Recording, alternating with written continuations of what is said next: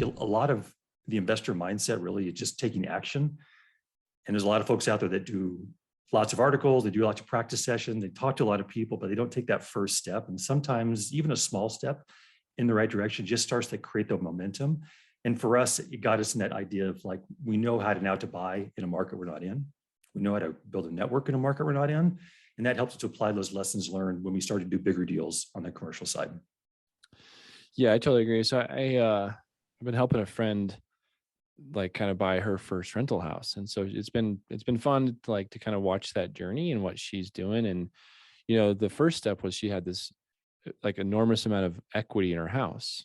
And so the very first step was just like, how do you feel about refinancing? How do you feel about taking some of that equity out of your house and using that money? And she's like, oh, it's so scary. And I was like, yeah, it is. All of the steps along the way in all of these things should be a little bit scary. But I love like what you said was, taking action. And so what she did was she's like, okay, fine. Like, do you have a lender? And so she went to a lender, got some quotes, understood what it looked like. And then, she called me and she's like, oh my gosh, I can't believe they're gonna give me money.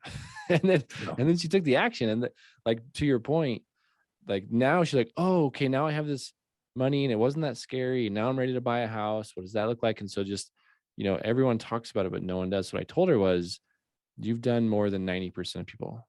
Even just Totally. taking that cash from your house.